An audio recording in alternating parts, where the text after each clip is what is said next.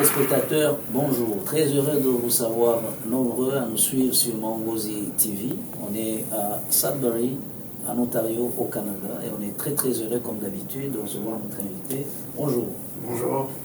Pourriez-vous vous présenter pour que les personnes qui nous suivent sachent avec qui nous parlent? Moi, je m'appelle François Nzotungwanimana et comme vous l'avez dit, j'habite ici à Sudbury, ça fait une dizaine d'années. Et voilà, merci d'être ici. Bienvenue à Sudbury encore une fois. Merci, en fait, c'est moi qui vous remercie. Très heureux, vous nous avez reçu dans vos bureaux. François, vous êtes ici depuis 10 ans. Est-ce que ça a été votre première ville où vous avez habité au Canada? Non, c'est un long parcours. Je dirais même que je connais tout le Canada. Quand je suis arrivé au Canada, ça fait une vingtaine d'années, un peu plus de 20 ans. Mais je me suis installé à London, en Ontario. J'ai vécu à Ottawa aussi, entre autres à Toronto. J'ai passé aussi autour de 6 ans à Sault-Sainte-Marie, une petite ville à 4 heures d'ici.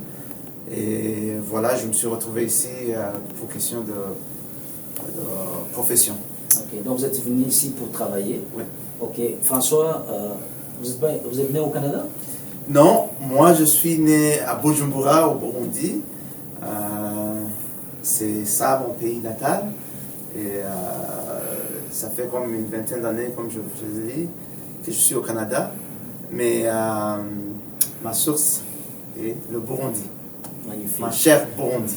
À Bujumbura, la capitale. Maintenant, François, vous êtes né à Bujumbura. Ça fait plus de 20 ans, comme vous l'avez mentionné, que vous habitez au Canada. Pourriez-vous nous parler de votre parcours, votre enfance à Bujumbura, nous résumer un peu votre parcours? Oui, j'ai des bonnes mémoires de mon enfance. Je suis né à Bujumbura, qui est la capitale. En fait, je suis né même, on m'a dit ça, aux cliniques Prince Louis Ouarassoé. C'est une clinique qui est bien reconnue. C'était dans les années 70. Et par après, j'ai fait mon école secondaire, mon école primaire au Burundi. Par la suite, il y a eu beaucoup d'événements qui se sont passés. J'ai travaillé, parcouru plusieurs pays. Et finalement, je me suis retrouvé ici au Canada. Parcouru quelques pays, j'imagine, et c'est justement ça que nous allons chercher à savoir dans les prochaines minutes. Mais François, votre enfance à Bujumbura, elle ressemble à quoi? Oh. Wow. Là, je vois beaucoup d'images. J'ai grandi dans une petite collectivité dans la zone de Chibitoki. Et là, on avait les voisins juste à côté. On se connaissait tous. On jouait presque tout le temps. Mais moi, j'étais plus foncé dans les études parce que mes parents m'ont poussé vraiment beaucoup. Mais quand même, j'ai eu le plaisir de jouer au football. J'ai eu le plaisir de jouer au basket un peu, participer aux danses traditionnelles. En même temps, j'ai pu faire des connexions avec des amis. J'ai fait la musique aussi. Donc, il y avait vraiment beaucoup d'activités que j'ai fait. Et ça me donne beaucoup d'images, beaucoup de mémoires et beaucoup de nostalgie aussi. Beaucoup de nostalgie. Quelles sont les activités qui marquent votre enfance à Chibitoke? Certainement, je dois parler du football. Certainement qu'on doit mentionner aussi les compétitions locales, mais surtout le partage entre les amis, les enfants, les voisins ici et là. On se connaissait tous, on jouait partout. Mais aussi, je dois reconnaître comment les parents nous traitaient. C'était strict parce qu'ils voulaient qu'on soit vraiment des hommes et des femmes de valeur. Comme on le dit, quelqu'un, qu'on devienne quelqu'un. Et pour moi, comme j'avais des parents aussi qui étaient dans l'éducation, alors on me poussait encore plus. Je comprends. Là, vous faites l'école primaire à quelle école? C'était à l'école primaire on disait catholique, mais c'était quartier 2-3. Alors on va dire bonjour, Bonjour aux gens de catholiques. de catholiques, oui, Ouais. qui ont fréquenté la même école que vous. Et le secondaire, vous le faites où? Le secondaire, je l'ai fait à plusieurs écoles. J'avais commencé à l'école lycée Ngagara. Et par la suite, je suis allé au lycée Chibitoki, c'est dans une autre province. Mais par après, même au Canada, j'ai dû refaire quelques cours secondaires pour aller à l'université ici au Canada. On m'a fait refaire quelques cours parce que comme j'avais fait mon école secondaire en français, alors que je voulais entrer dans une université anglophone, alors ils m'ont refait quelques cours en anglais pour prouver que j'étais prêt à prendre mes cours en anglais. Oui, l'université, vous l'avez dit. Ouais. Magnifique. Et après l'école secondaire à Chibitoki, qu'est-ce qui se passe? Oh, Chibitoki, là, c'était vraiment au milieu de la guerre civile au Burundi. Il y a beaucoup d'événements qui se sont passés et j'ai été contraint à quitter le pays sans rien, j'avais presque rien avec moi.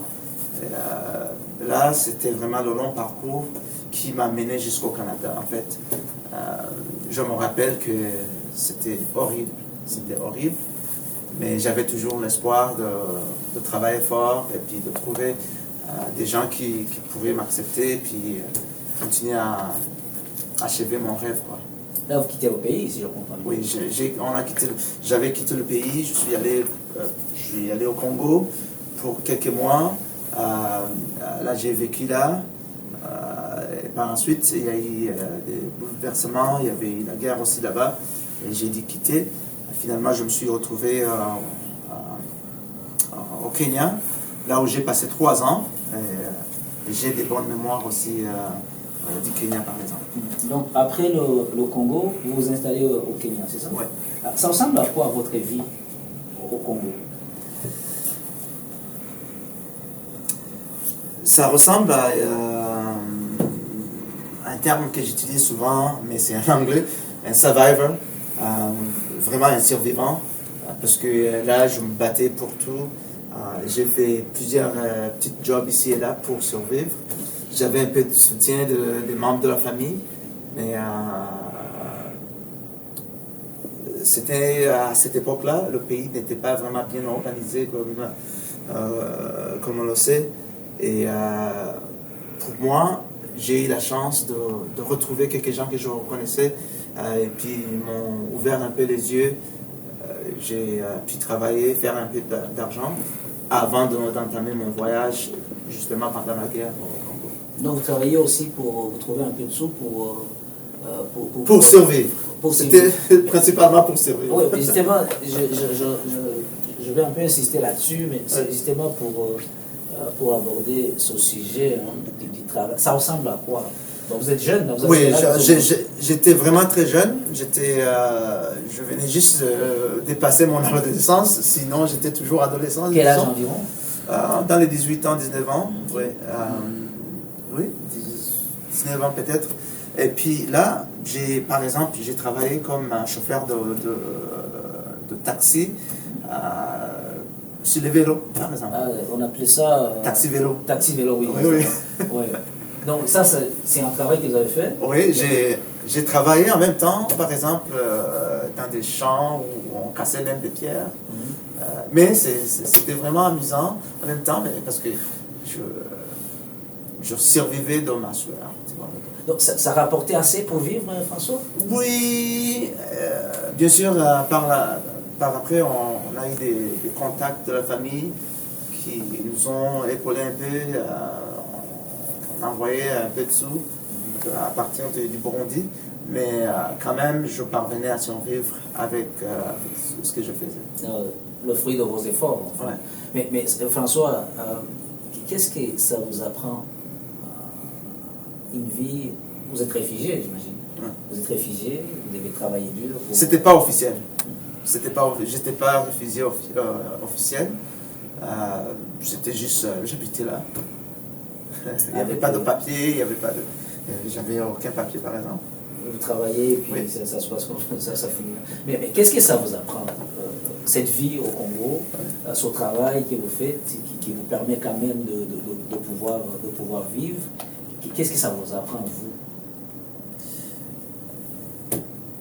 Pour moi, c'est vrai que c'était un passage, je dirais même obligé, mais j'ai commencé à apprendre comment être indépendant dès le bas âge. Mes parents,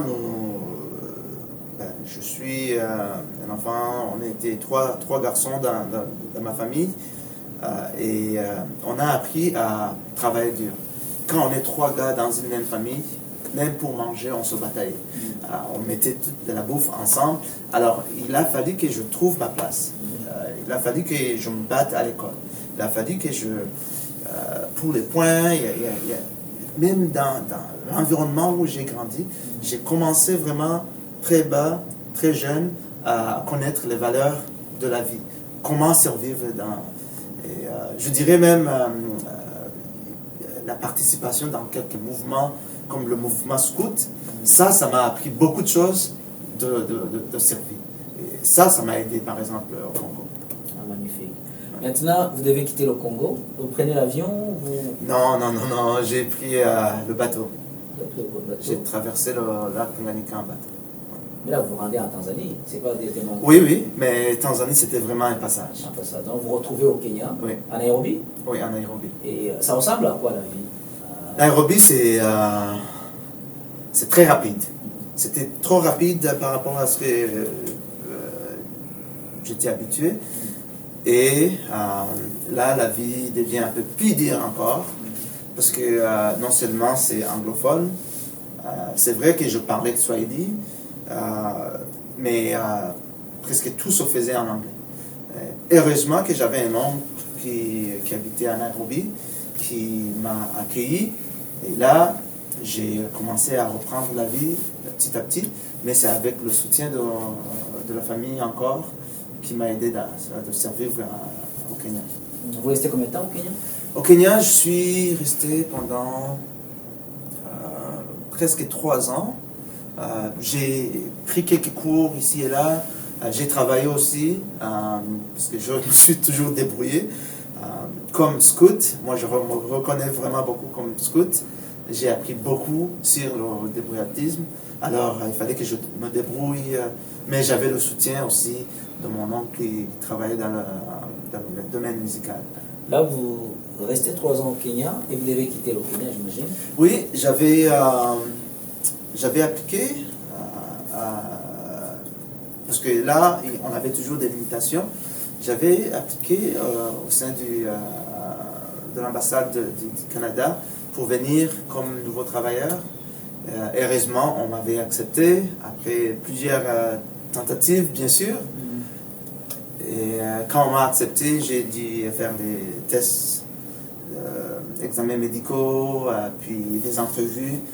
Finalement, on m'a accepté que je suis compatible à venir au Canada et je me suis installé à Londres. Je suis arrivé. D'accord. Là, vous quittez vous quittez le Kenya, vous vous rendez au Canada. C'est tout un changement, j'imagine. Est-ce que c'est quelque chose qui vous choque? C'est quoi vos impressions quand vous arrivez au Canada? Vous arrivez quel mois? Parce qu'au Canada, ça peut faire toute la différence. Je pense, si je me rappelle bien, je suis arrivé au mois de juin. Donc il faisait chaud. Et puis je me suis installé dans une place où il faisait moins froid, relativement parlant, parce que tout le Canada il fait froid pendant l'hiver, mais c'était vraiment un doux... Les hivers acceptables? Oui, tolérable. Tolérable, mais quand même c'était un grand changement.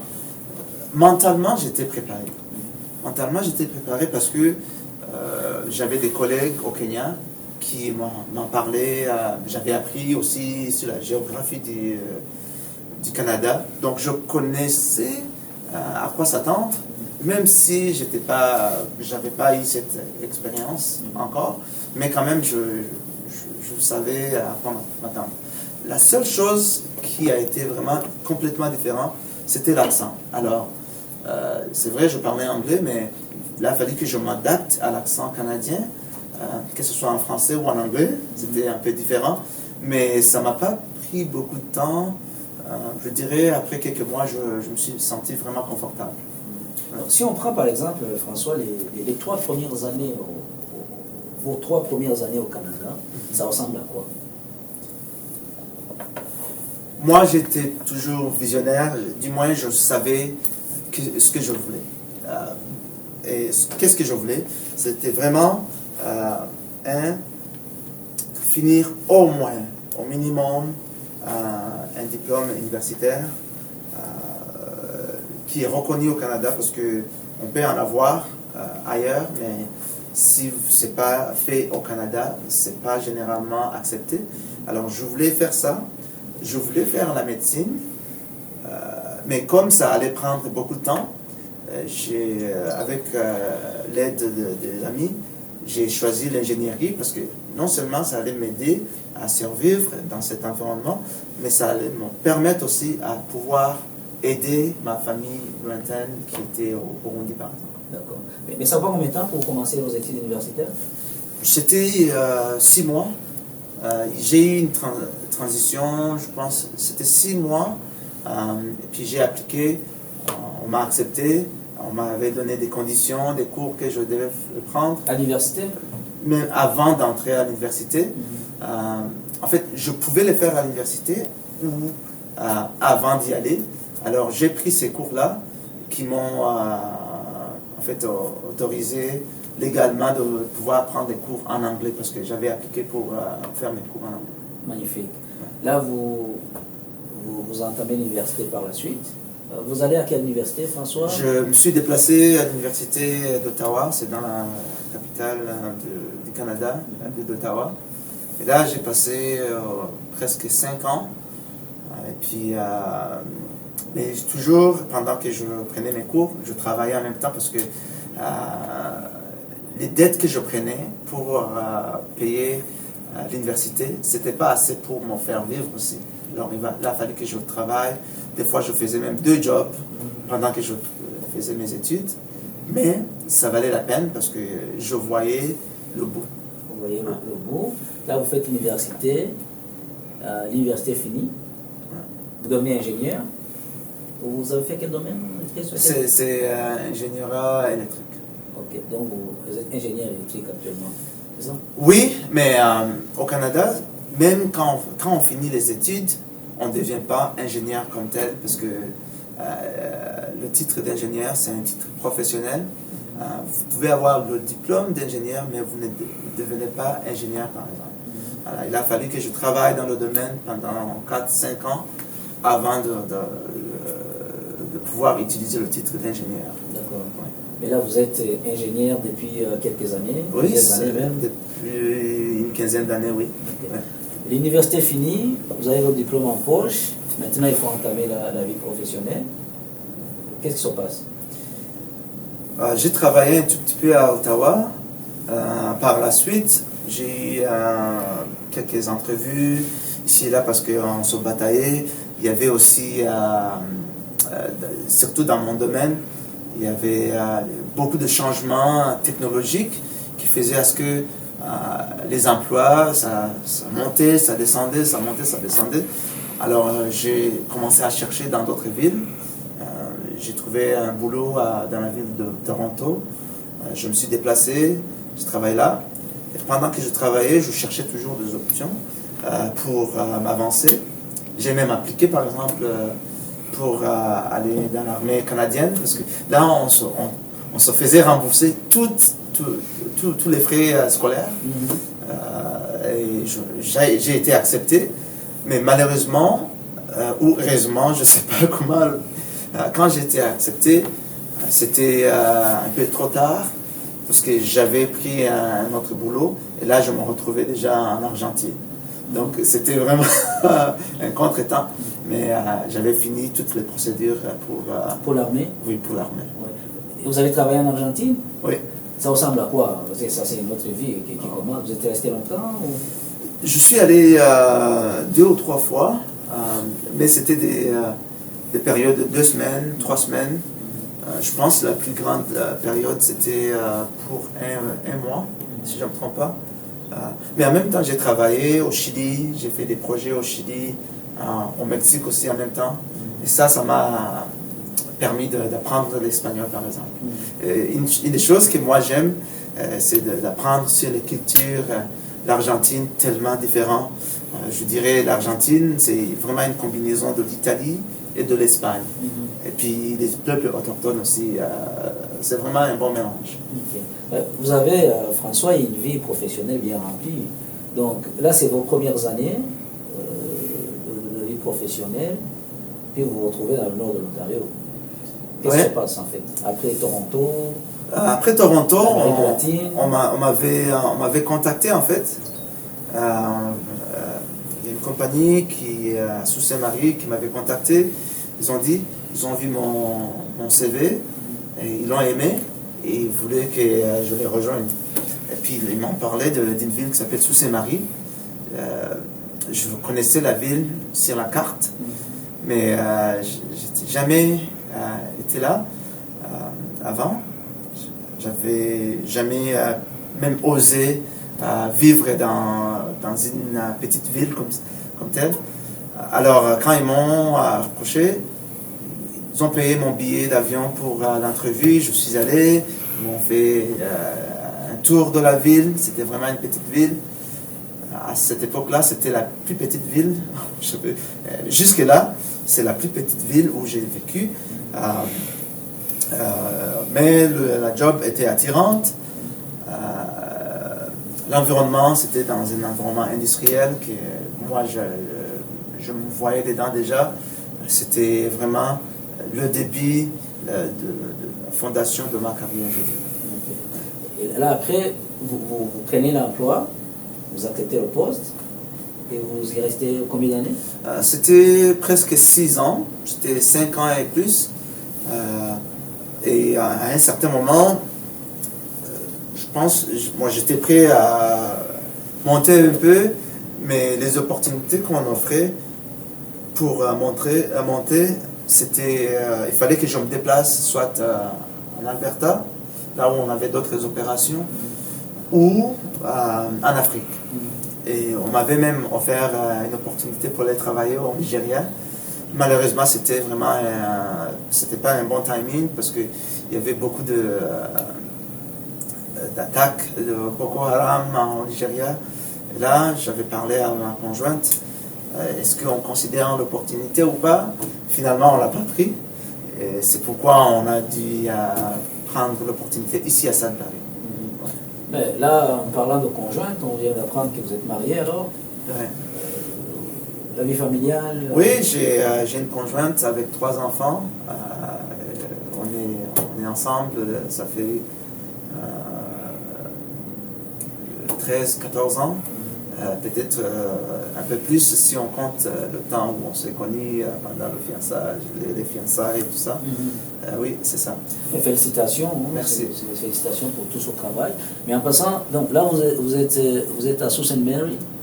Vous voulez, si je comprends bien, vous voulez avancer. Vous voyez, c'est pas évident. Donc vous devez quitter. Ouais. Qu'est-ce qui se passe pour j'avais appliqué à un poste ici. Ici on est à Sudbury. Ici, à cette compagnie qui s'appelle Ionic Mechatronics. Je vous ai déjà fait un petit tour. J'avais appliqué pour un poste d'ingénieur.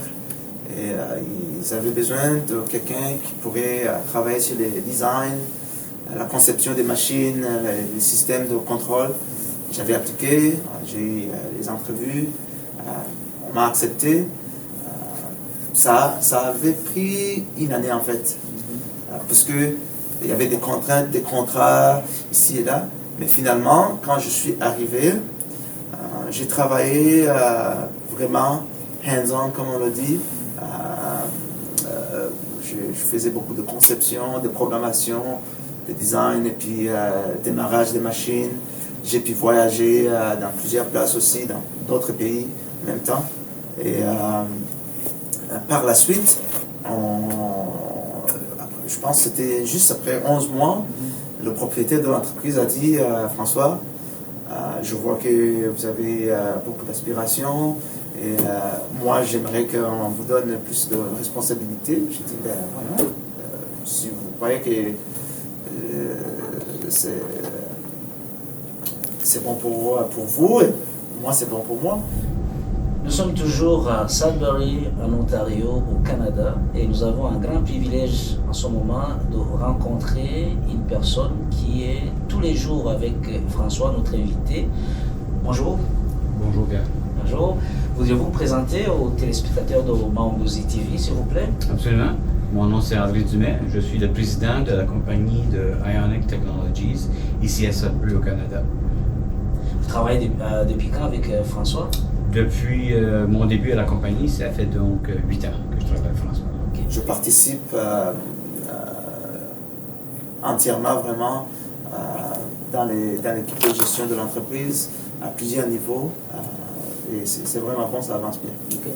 Et c'est quoi votre poste? C'est pas très indiscret, le poste que vous occupez Je suis le gestionnaire des opérations, ou directeur des opérations, si vous voulez. Je m'occupe de tous les projets qui se font ici. Et puis, je m'occupe aussi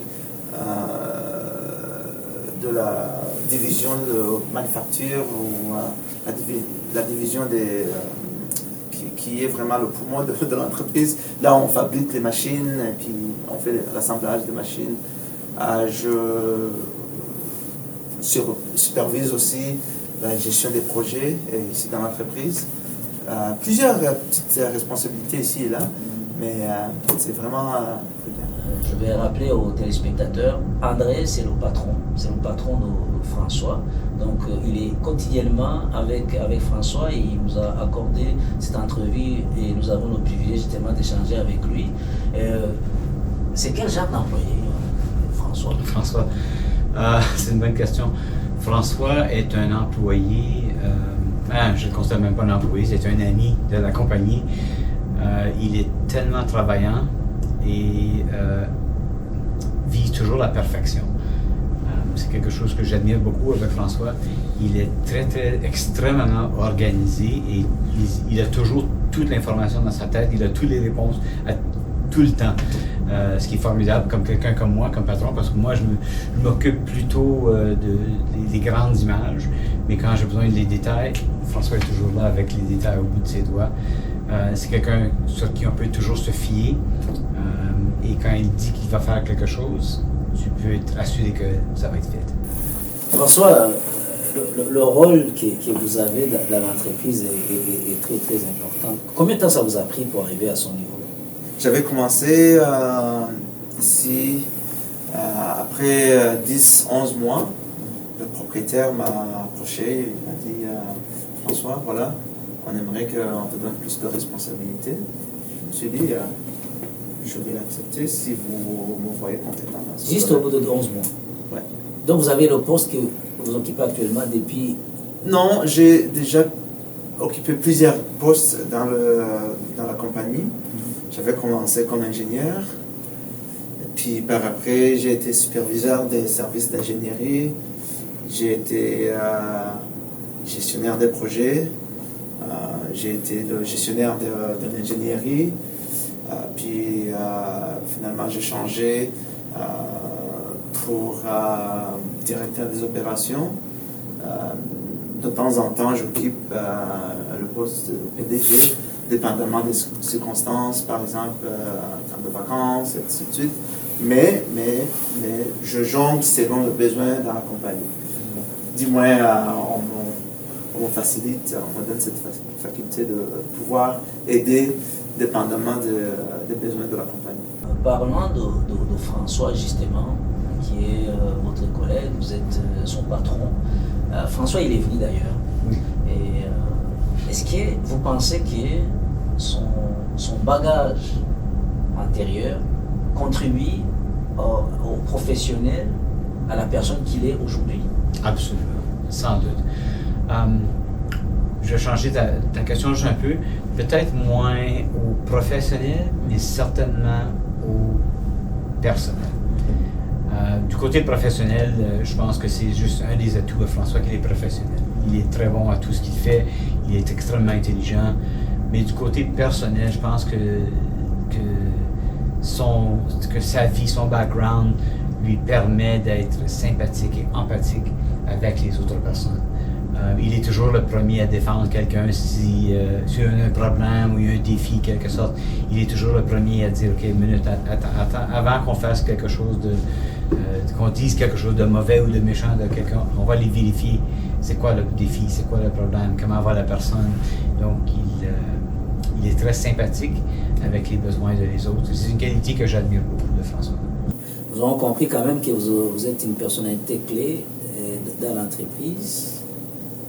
Qu'est-ce qui vous apprend tout ce parcours, François? Que ce soit sur le plan personnel et professionnel, qu'est-ce que tout ça vous apprend? Moi, ça m'apprend beaucoup, mais en même temps, c'est quelque chose que j'ai appris dès mon enfance, parce que depuis que j'ai été engagé dans des associations, dans des mouvements, par exemple le mouvement scout, j'ai appris beaucoup de choses, en commençant par la prise de responsabilité, vouloir faire mieux, non seulement pour soi, mais pour les autres aussi.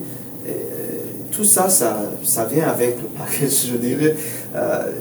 Alors, qu'est-ce que ça m'apprend? Ça approfondit mes connaissances, ça m'aide à comprendre mieux l'être humain, parce qu'on a affaire avec des gens qui ont des parcours divers, qui ont vécu des situations différentes. On a des gens qui viennent de différents coins du pays, au Canada. On a même des gens qui ont vécu dans d'autres pays, qui sont nés dans d'autres pays. Par exemple, on a des gens qui viennent de la Terre-Neuve. C'est totalement différent, même si on est toujours au Canada. Donc ça m'apprend à travailler avec plusieurs clients. Côté technique, bien sûr, j'apprends tout le temps. Je dois me mettre à jour chaque mois. Les avancées technologiques qui se passent, on est vraiment à la hauteur parce qu'on n'a pas de choix. Les offres qu'on fait vis-à-vis aux clients, ça nous demande à ce qu'on soit à la hauteur de tout ce qui se passe technologiquement parlant. Alors, on est toujours en mode étudiant. On doit apprendre et puis on doit vivre aussi en même temps. Je ne sais pas si vous pouvez présenter un peu, vous connaissez Sudbury beaucoup plus. Pour les gens qui nous suivent, là, voudriez-vous présenter la petite ville? Oui, absolument. Donc, Sudbury, c'est une ville minière qui a été fondée sur la foresterie au début, et ensuite on a découvert des minéraux et on a commencé les mines. C'est pas une grande ville, c'est une ville d'à peu près 150 000 personnes qui a été fondée à la fin 1800 et qui a une grosse croissance jusqu'à les 1950 durant la guerre. La grande majorité des minéraux qui ont été utilisés dans l'équipement de la guerre mondiale étaient sortis de la terre d'Issa Sudbury. Donc, on vise plutôt sur les mines. C'est une ville, on est environ 450 km au nord de Toronto. Donc, si vous trouvez Toronto sur la carte du Canada, et directement au nord, à peu près 400 km, vous allez trouver la ville de Sudbury. C'est la plus grande ville de la région, dans le nord. On dit le nord, mais en vérité, si tu regardes à la carte, c'est encore dans le sud du pays. Il y a encore beaucoup de pays au nord de nous. C'est une ville on a 4 saisons chaque année. On a un hiver, un printemps, un été et un automne. On expérience les 4 saisons parfaitement. Il fait très chaud l'été, il fait 35-36 degrés l'été, puis moins 30, moins 40 l'hiver. Donc, on a toutes les saisons. On fait une bonne vie ici à Sudbury. C'est une bonne économie forte, avec 3 institutions éducatives. Donc, on a 2 collèges et une université. Donc, il y a beaucoup d'opportunités d'éducation ici aussi. Tu parles de l'université Laurentienne? Oui. Qui est une université francophone aussi? Oui, l'université Laurentienne est une université bilingue. On a le collège Boréal, qui est un collège francophone, et le collège Cambrian, qui est un collège anglophone. Magnifique. Merci André.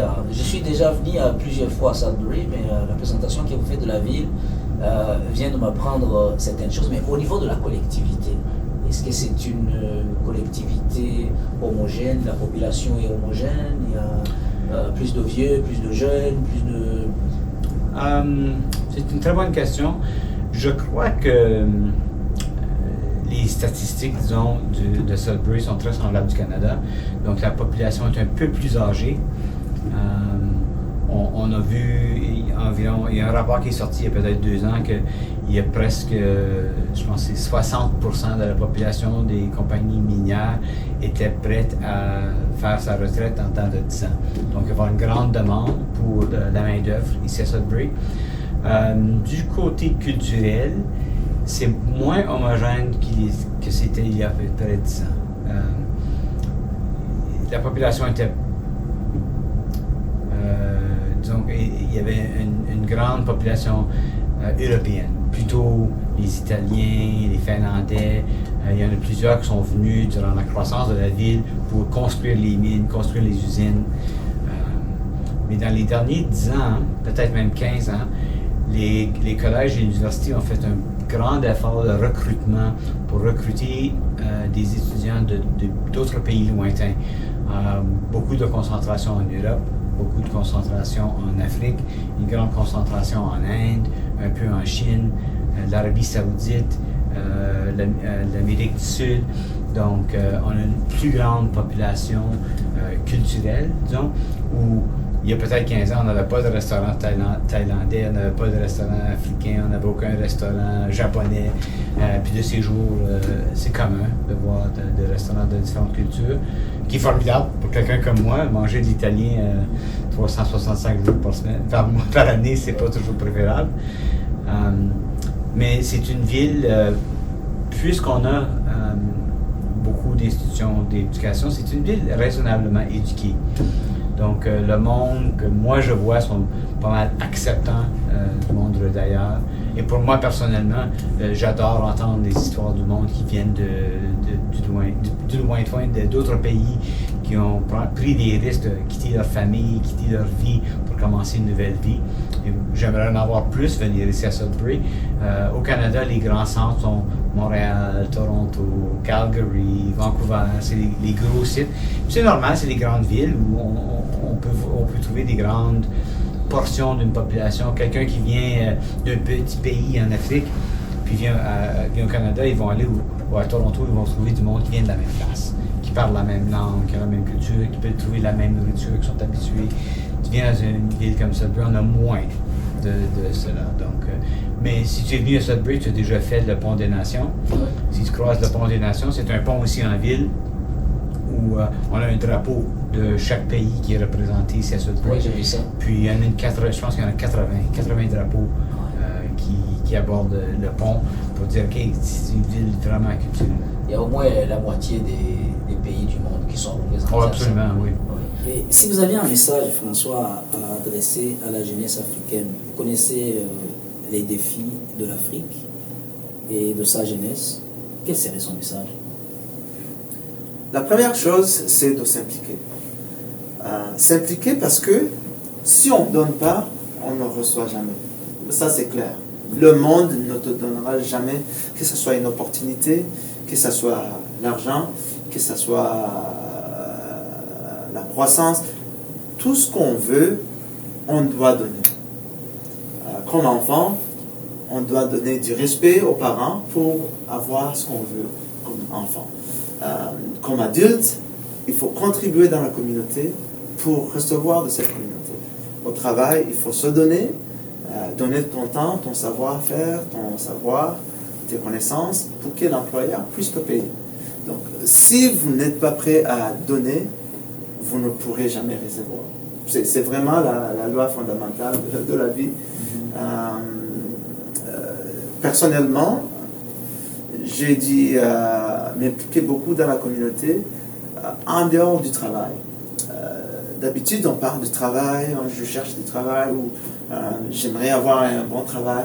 Mais ce qui vraiment importe, c'est ce que vous faites en dehors du travail. C'est ça qui vous fait la personne que vous devenez en fait, parce que c'est reflété dans les activités, le comportement de tous les jours.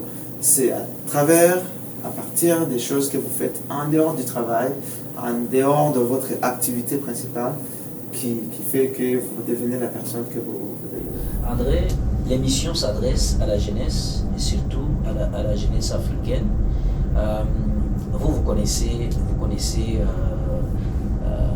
l'Afrique de plus en plus, vous vous intéressez, vous êtes un homme très cultivé. Est-ce que, à votre avis, quelle devrait faire la jeunesse africaine, quelle devrait faire les Africains, si vous voulez, de manière générale, pour justement se sortir du bourbier, essayer de tirer le continent vers le haut? C'est une question très difficile de demander de quelqu'un avec le privilège que j'ai. Je suis très privilégié d'être né ici au Canada. J'ai d'une famille, pas une famille riche d'aucune façon, mais certainement pas une famille pauvre. Donc j'ai eu accès à plusieurs services et j'étais privilégié. Je ne peux pas personnellement me mettre dans les souliers de quelqu'un qui n'a pas accès à ce privilège. S'il y a quelque chose que je pourrais ajouter, que je pourrais dire, c'est que ça vient de l'intérieur.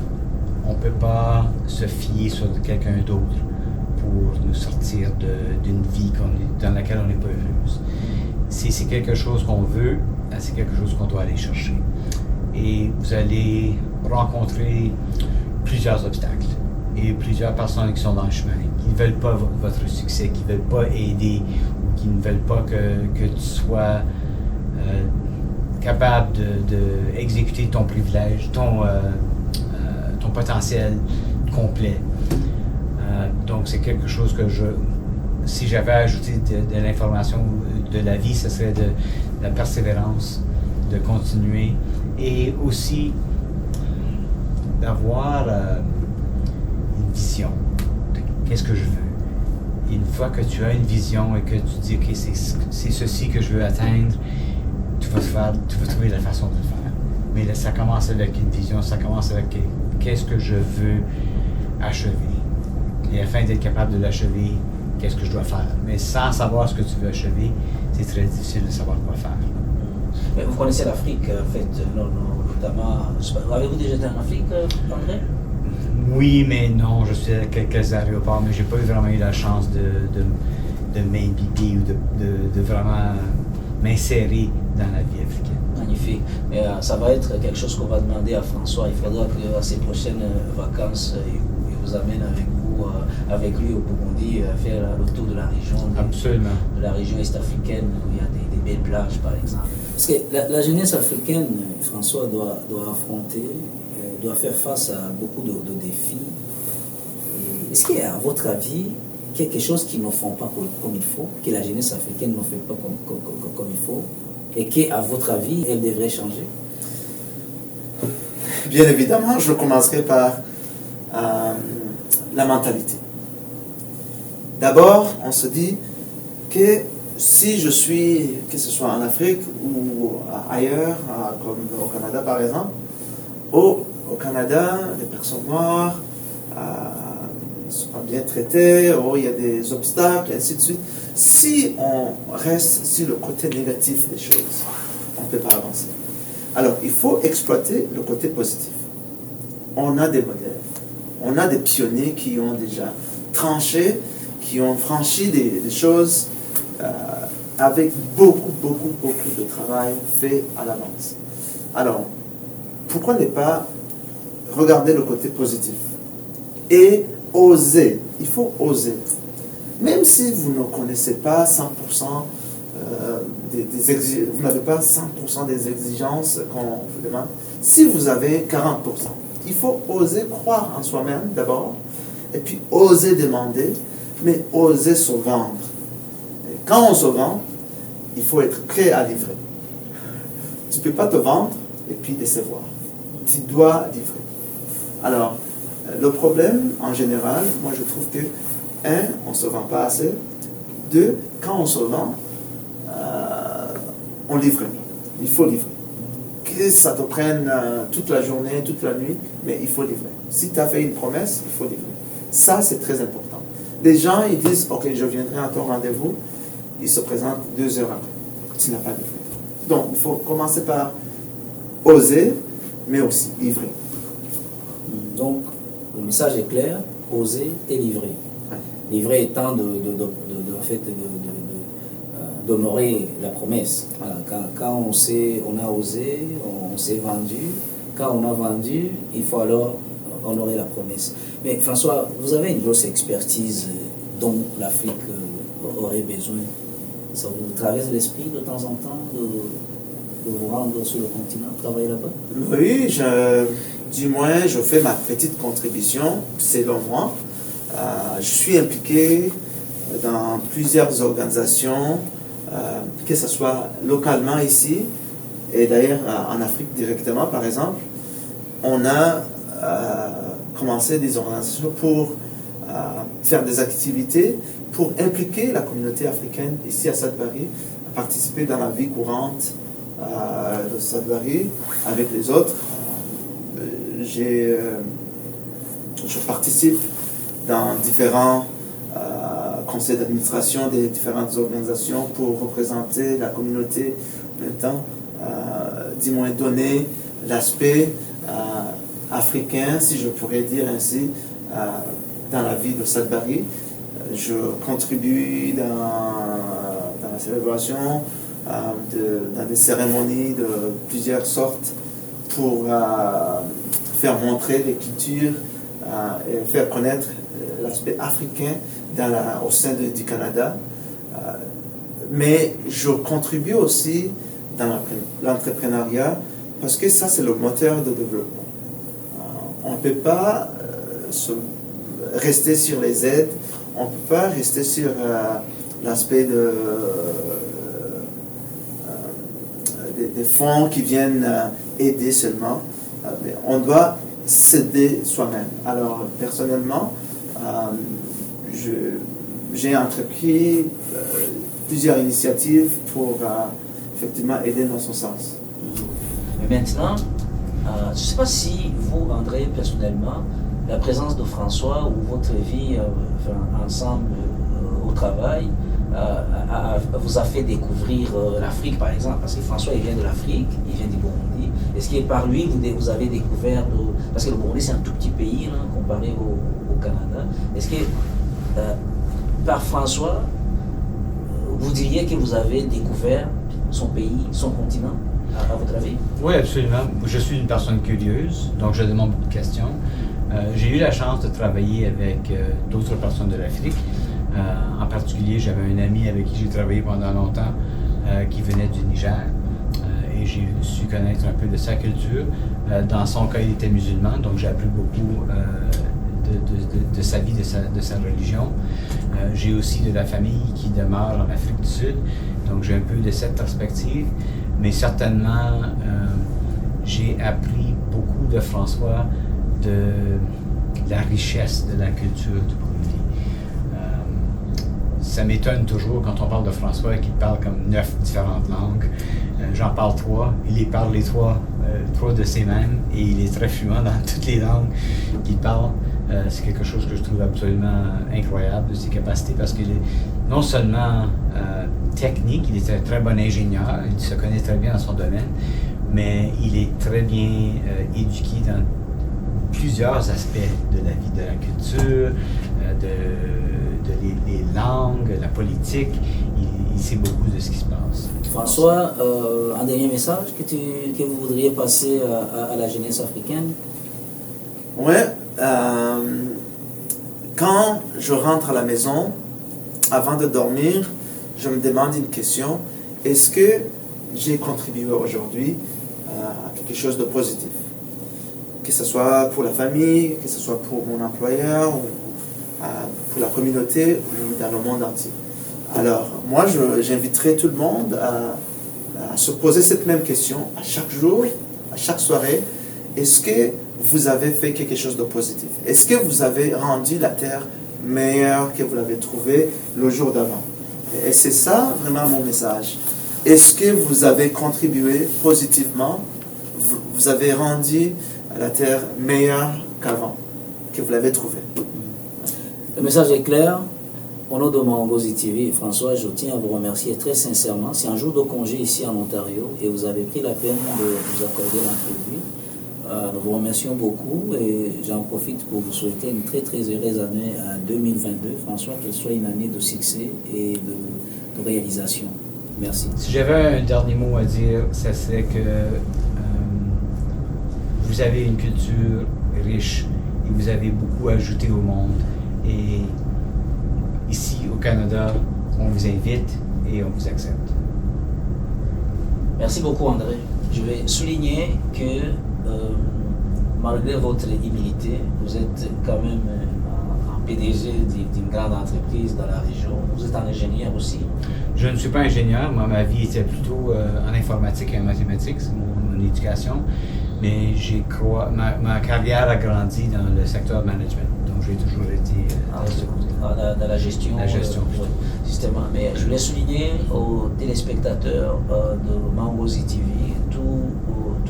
toute ma reconnaissance parce que c'est un jour de congé aujourd'hui et vous êtes déplacé pour pouvoir nous accorder l'entrevue. Je vais vous remercier très très sincèrement André. Merci beaucoup et merci encore pour votre disponibilité. Merci à toi. Merci.